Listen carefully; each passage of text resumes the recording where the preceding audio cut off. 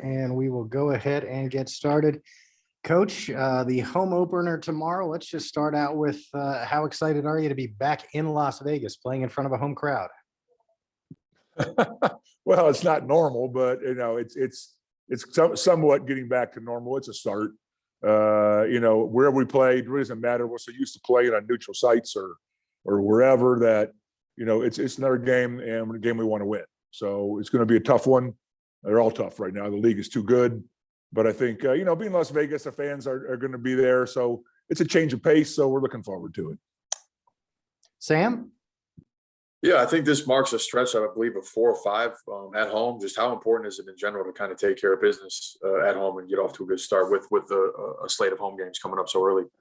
Well, you're not going to have the normal home court advantage that you would have during the regular season, where the atmosphere is such that it really propels the home team. So it's, like I said, it's almost like playing in a neutral site at times.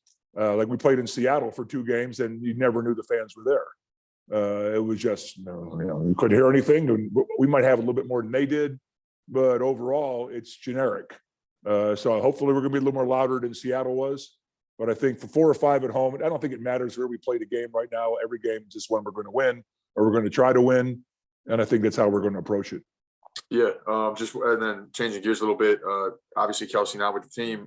You mentioned after the Seattle game that Destiny was going to get some playing time. Do you have any other ideas how the rotation may change without having Kelsey? Yeah, that's a good call. Jackie at some 1 maybe. Slocum at some 1.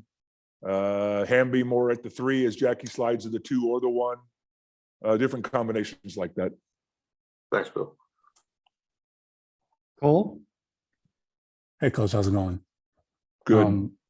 Last season, the team was second in the league in fewest turnovers allowed per game, fewest turnovers per game. And so far this season, you guys are sitting in first at just 8.5. Is limiting turnovers something that you all emphasize when prepping for games? As a coach, you can't stand turnovers. So I got all these gray hairs from some bad teams turning the ball over. No, that's really important for us. I think we're going to be very efficient offensive wise, that every turnover is under possession for them, not us. So I think if we really take care of the basketball, I'm surprised the preseason we were 20 plus a game. Now all of a sudden we play Seattle. Seattle's not a very good deny team. They let you catch the ball. So when we start playing a team like LA or others that deny you the basketball, I expect that to go up a little bit more. But still, the bottom line is we can hold turnovers in the 13 range. We'll be okay. Thank you. Paloma, I know you just joined, but do you have a question since you had hand-raising issues? You guys are always early birds. Coach, thoughts, sorry if I've already been asked this, but thoughts on fans, thoughts on normalcy, thoughts on being back in Vegas at the Mandalay Bay. How excited are you for tomorrow? Well, if you were on time, you would have heard that already, but I'll repeat myself again. No, it really is strange. And in Seattle was even though the fans were there. I don't know how many they had in the stands. I know they had some, but it really was a non-factor.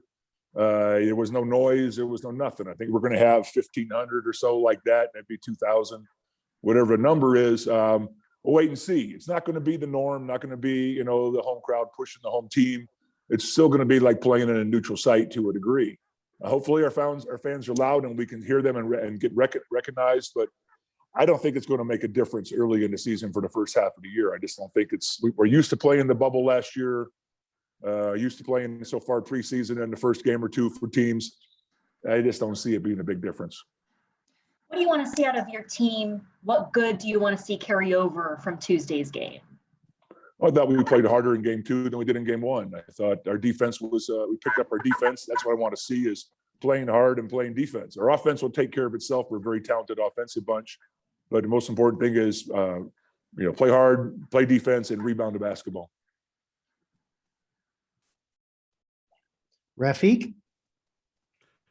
Hey, Coach, not only that you're back playing home courts, but you're also going to be playing against Shanae Ogumik for the first time in a few years. How prepared do you guys think you are facing Shanae Ogumik? Well, her and her sister, they're pretty much the same kind of player. So you're not going to have any wrinkles. Just going to have 2 of them out there at the same time. But You know, they're up and under moves the whole bit, but the bottom line is they're going to have to play us. I mean, what are they going to do about Liz? What are they going to do about Asia? Two very talented individuals. They're going to have to be more worried about us than we are them right now. Bill, we played Los Angeles twice in the preseason. Any advantages, disadvantages to having done that? I know they were a little bit undermanned at the time.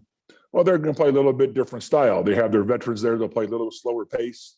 It won't be just raising up, shooting 3 balls, trying to make a team. They're going to be more measured. We turned the ball over 20 plus times against them in both games. Ain't going to happen again, hopefully.